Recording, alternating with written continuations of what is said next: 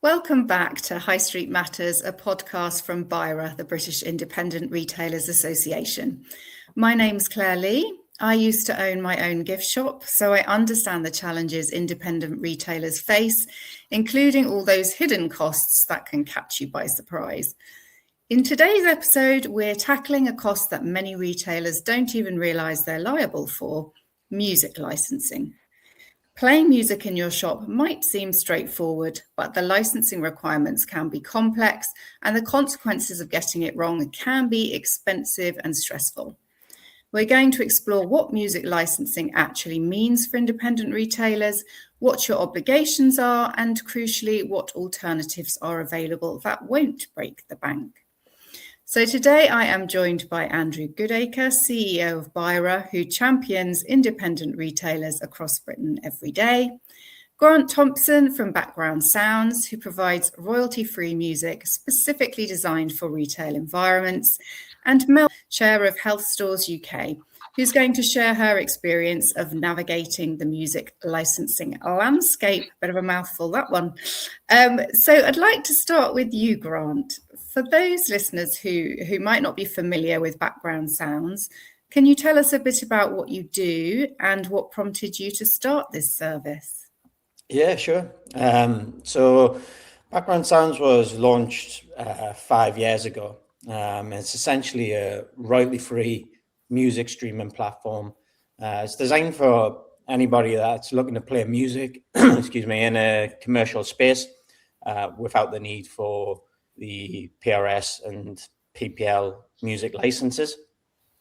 So we started the business after, been working in the space for sort of 10 years now. And what we're finding is that people were wanting to balance that situation of having good quality music, but also balance that against the cost of the music licenses, which is, as with everything else, is constantly rising. I think normally the delivery system previously was, quite cumbersome. People were getting, CDs delivered occasionally, and the length of the music that they had access to was, a couple of hours, and it became really repetitive. So with the sort of rise in music streaming, we decided that was going to be our delivery method. So we created a platform that is essentially one subscription, no hardware installation, no hidden fees, just good quality music that's designed to improve the atmosphere at a reasonable price. Great. So before we get sort of too into the alternatives, I think we need to understand the obligations. In Grant, can you explain to our listeners what PRS and PPL actually are, and when a retailer needs a music license? Yeah, sure. So it can sound complicated, but at a basic level, PRS and PPL are the organisations that exist in the UK to collect money on behalf of music creators. So simply, PRS cover songwriters and PPL cover performers. So if you're playing music in a commercial space, via whatever method, could be CD, Spotify, radio, however you're doing it, in the vast majority of cases, you're going to need a music license to cover that. So both of those companies operate under the banner. They used to operate quite separately, but they now operate under the banner of the music license. Costs are not easy for people to work out in the first instance. So both companies have their own individual tariffs. There's around about 60 of them. And it depends on the type of business that you have. So different businesses pay different rates, different types of businesses. So for example, you might have a restaurant, and then it'll be based on number of seats. In other instances, it's based on square footage. Then your equipment that you're using comes into play. So it could be that, if you're a small retail store, you might have a portable radio, and then that'll be very different to a retail store that's using an amplified sound system, for example. So I'd say essentially the costs are not easy for people to sort of figure out in the first instance. Thank you, Grant. And Andrew, as another cost burden for independent retailers, how significant is music licensing compared to everything else they're dealing with? Well, you're right. It's another cost burden. The largest cost that any retailer will face will be labour. And we know labour's recently gone up with the national living wage. You then quickly follow that by rent if the business doesn't own the property, and then business rates on top of that. So in the context of those large fees that people pay, this is one of the smaller ones, but it is still a cost. And it's not just a cost of money, but it's a cost of time. As Grant's tried to explain there, all these regulations, yet another set of regulations that small business owners have to get their heads around, understand, and quite easy to fall foul of. So it's the cost of money, which we could do without, but the cost of time, regulatory burden, and potential fines if you get it wrong. So it really is a problem for small business owners. Brilliant, thank you. And Grant, what happens if a retailer is actually caught playing music without a license? Yeah, so typically what will happen is businesses will be contacted by PRS or PPL in the first instance. Now that could be via a telephone call, so they might call up and be inquiring about businesses' music usage, or in a lot of cases it could be an unannounced site visit. So PRS and PPL have sort of agents in the field that will visit stores unannounced and sort of check what music's being played, essentially.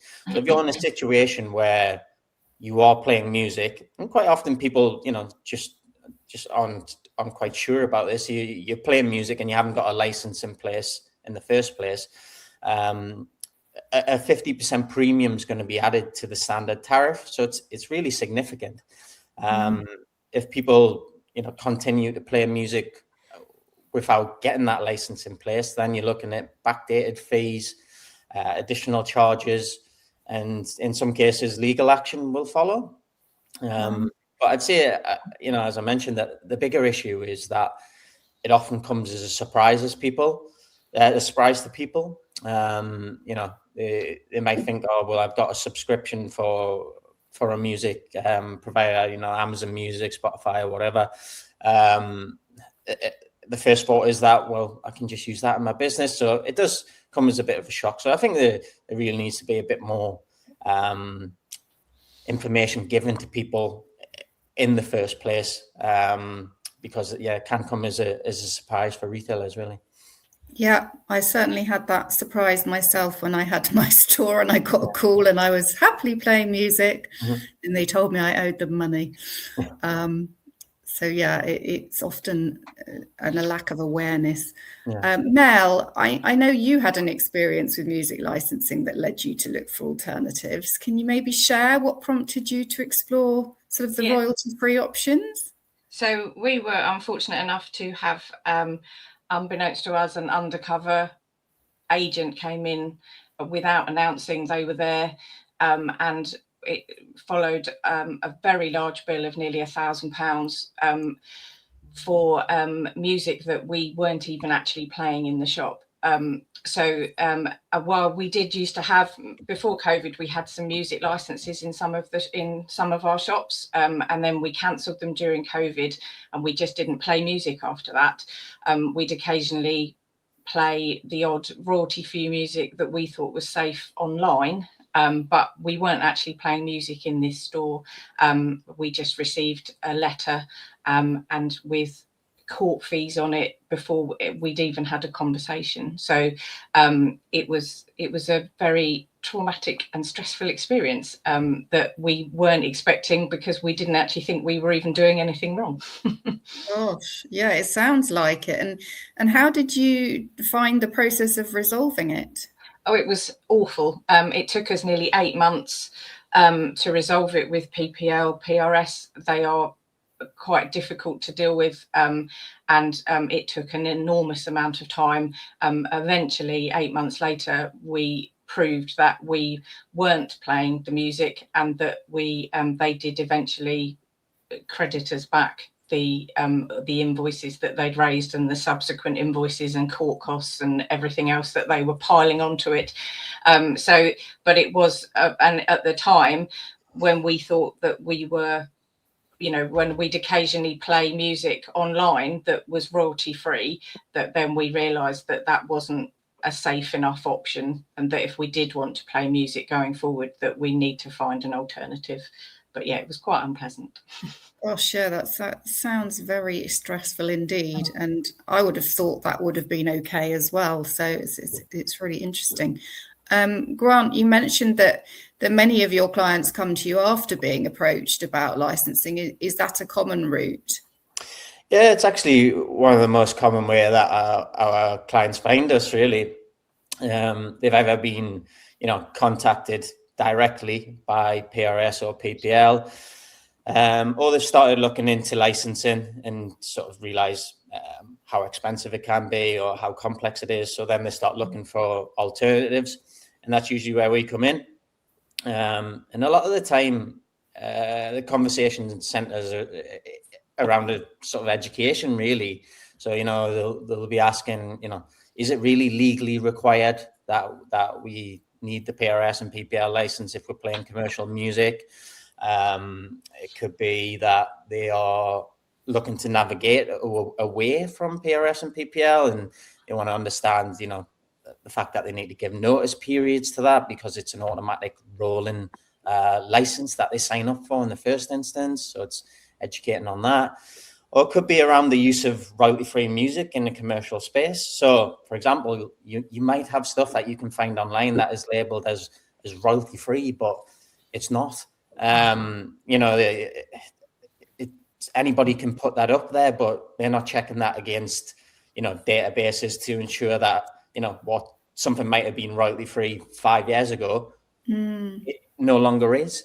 So that's why, people want assurances. So that's one of the things that we do is, all of our music is, checked against databases regularly and stuff like that. So we can provide people with certificates that say you're using a recognized royalty-free provider, and they can share those certificates with PRS and PPL, who know who we are and recognize us as a reputable royalty-free music provider. So yeah, it's you can get people that are in quite distressed states because it can be huge amounts of money. So yeah, that's essentially how vast majority of people come to us. Interesting, thank you. So, let's talk about the alternative, Grant. How does royalty-free music work differently from traditional licensing? Yeah, sure. So traditionally, when music's played in a commercial space, royalties are owed to the rights holder, and that's why PRS and PPL exist. Now, from an artist perspective, if you're a lesser known artist, you're not going to generate a lot of music from traditional channels. So, for example, radio play or CD sales or the in-store environment, you're not going to generate a huge amount of money from that. So these artists good quality artists look for sync organizations. So sync organizations are there to help people earn revenue from the music that they've created.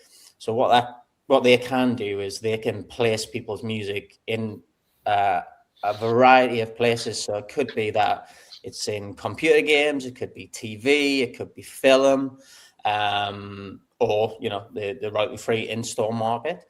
So it's an opportunity for those musicians to generate a revenue from means that they wouldn't normally do. And with royalty-free music, that licensing is handled upfront. So we work with sync organizations. So for a customer, obviously pays their fee to us. We pay a fee to sync organizations, and then the sync organizations obviously pay out to the musicians. So that agreement is handled upfront. So the sync organizations have agreed a fee with the musicians to use their music in these variety of places. So that's kind of how it differs. PRS and PPL collect retrospectively, whereas in royalty-free agreements are made up front. Great, that makes total sense. Thank you for that. And Mel, when you were looking at alternatives, what made you choose background sounds over other options? So we tried a few, but it was mainly because they had so very little playlists on them and hardly any songs, and it drives you mad after about a day that you're listening to the same thing on a loop, and it was either summer songs or Christmas songs, and it does get a bit tiring. So it was primarily the large choice of playlists, and but also, as Grant mentioned, the certificates that are supplied. So we knew that we were 100% safe, and that if we ever got any contact from PPL or PRS again, that we could very clearly show what we're doing, how we're doing it, and provide those certificates. So that was a really big draw for us, obviously, given the situation that we found ourselves in. So when we rolled it out to all our shops and we decided we wanted to play music, but we wanted to do this, it was important to go with one that had a good variety of music. We get complimented on the music that we play in the shop, which is really nice. So, and the staff get to choose, playlist depending on mood or season, and it's just really nice. It's a really good platform, and it has got much more choice than I think most of the other platforms out there. Brilliant. Yeah, and I totally understand that, being in the shop for hours on end and listening to the same 3 songs on a loop. Yeah, that's quite soul destroying.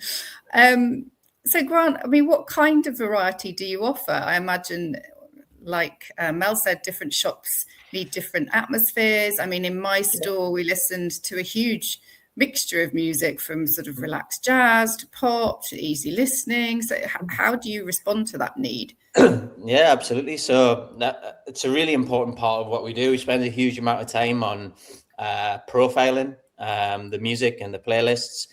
As you said, traditionally, royalty-free music was delivered, by a CD. It'll come once a month and it'll have a 2-hour loop on there, and that's just, it's going to drive staff mad, essentially.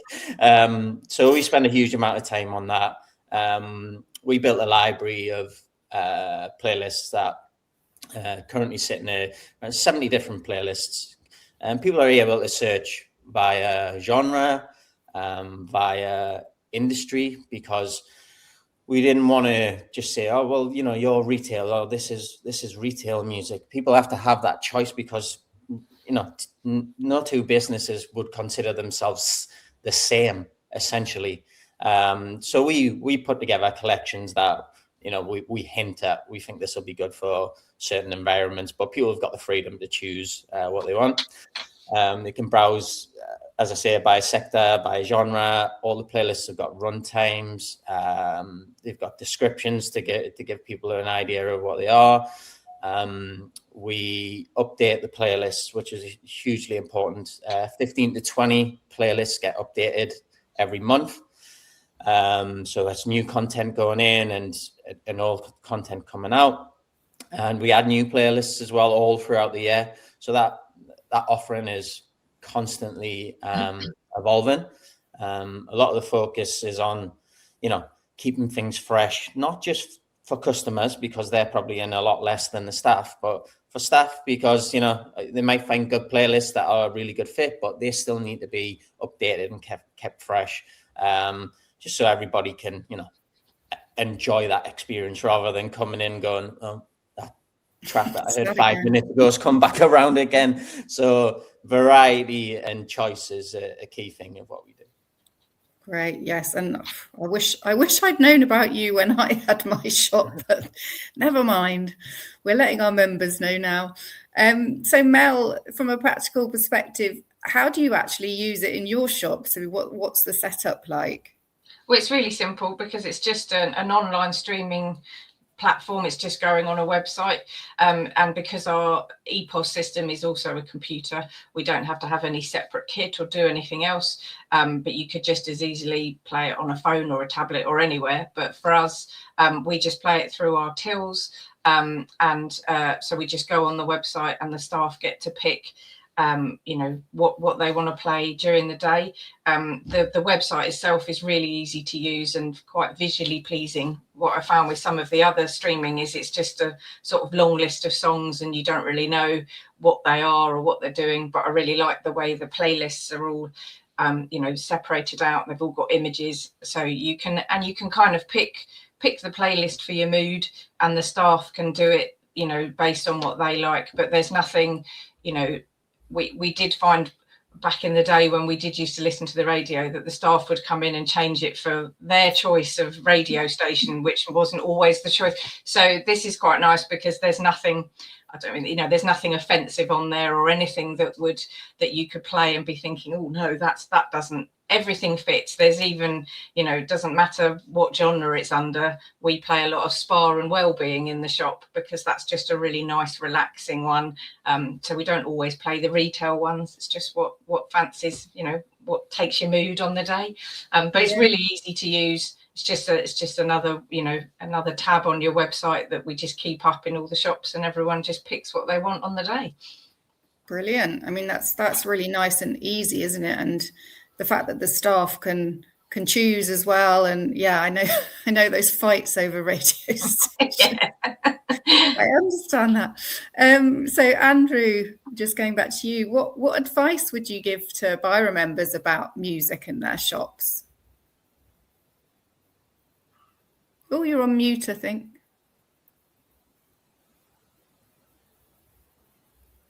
Sorry, it's been absolutely fascinating listening to Grant and Mel, because it's clear that this is such a complicated area. And actually, within our own offices, we nearly tripped up on these regulations because it's the most natural thing, I guess, for member staff to bring a radio in to listen to while they're working. There's not many people in the offices these days. And it's just so important, whether you're in an office, whether you're in a shop, as our members are, to really understand what the obligations are, whether you're playing a radio with a license or you are using so-called royalty-free music or whatever the case may be. And I want to sort of follow up a point that Grant made, that the most common route these days for people finding out what they need to do is to go and Google it or find an AI answer. And it's really important that they speak to experts, people who really know what the proper regulations are, what is truly royalty free and what isn't. Because clearly, from what Grant was saying, that even that situation changes on a very regular basis. So that's why we, as an organisation, partner with experts. Background Sounds is our chosen partner in this instance because of their expertise, and from what Mel was saying, the range of product quality is super. So it really is important to not to take it for granted. Get to know what you need to do. Don't rely on the internet to be always right, and speak to an expert. Yeah, that makes total sense. Thank you, Andrew. And Mel, you mentioned something really interesting about the atmosphere that the music creates. I mean, how important do you think background music is to the retail experience? I mean, I know I've been in sort of small independent stores sometimes playing absolutely no music. And I personally find it really uncomfortable, like all the focus is on me shopping. What would you say?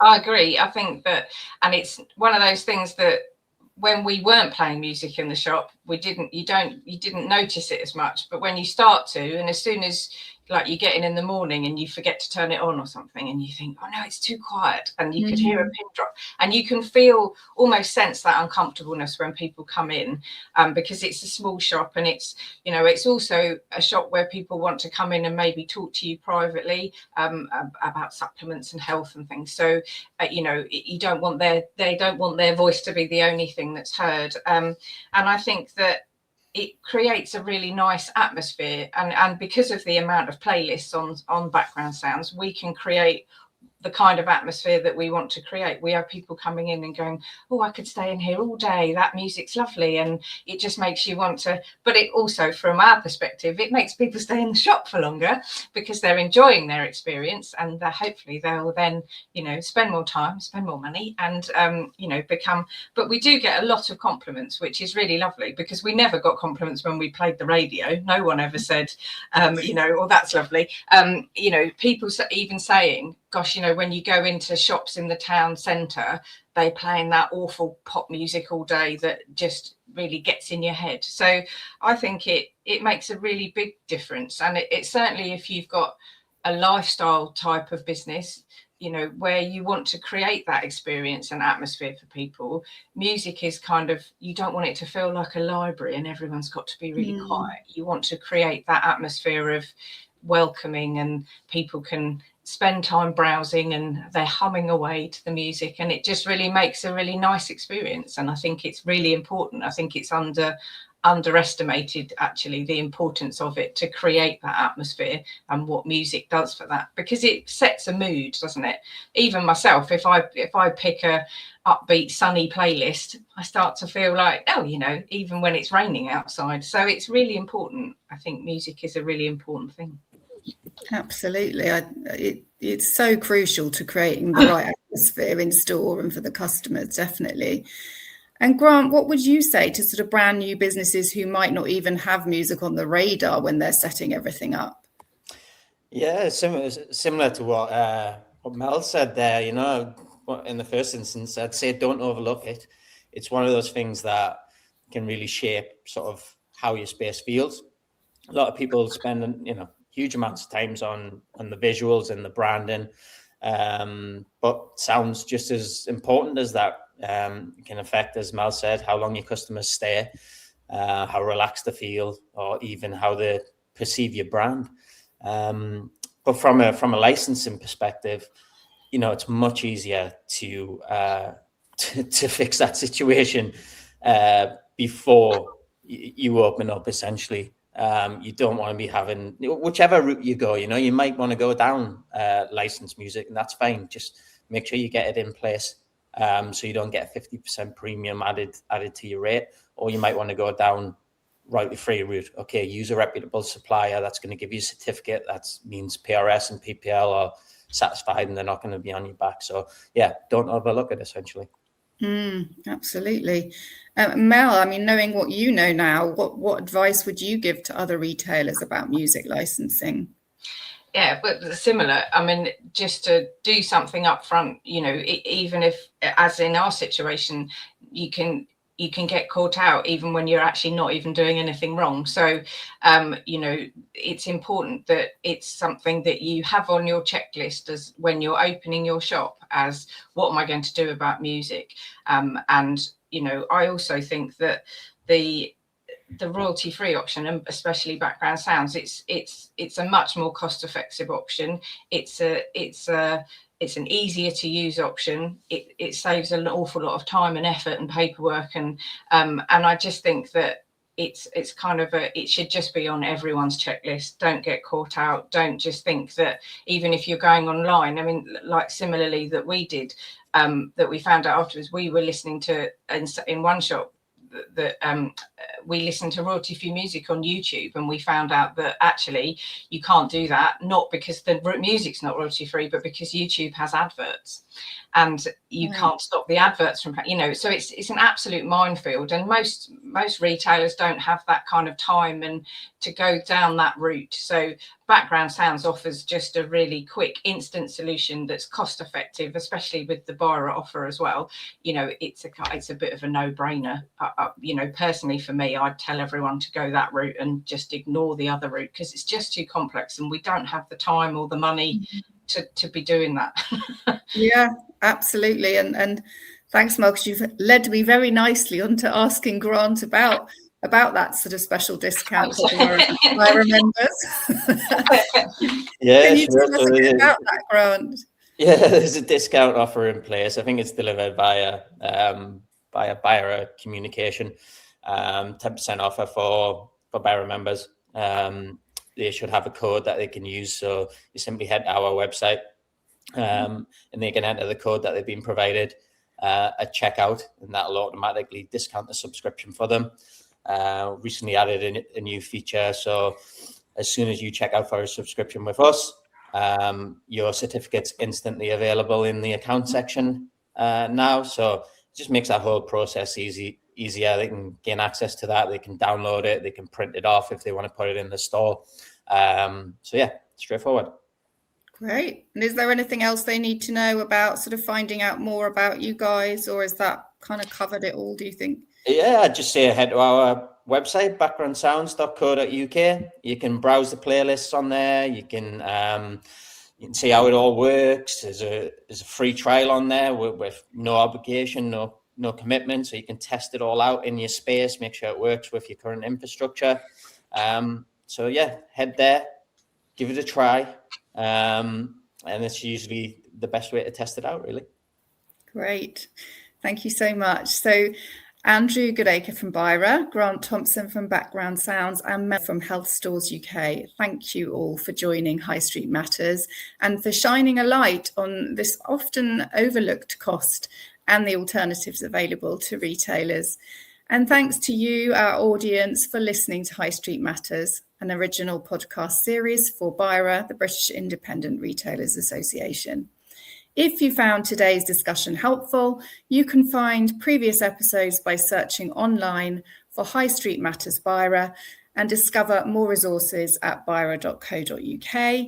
Remember, understanding your music licensing obligations and exploring the alternatives available can save you money and stress while creating the right atmosphere for your customers. We'll be back soon with more expert insights to help independent retailers thrive on the high street. This was High Street Matters. Thank you for listening.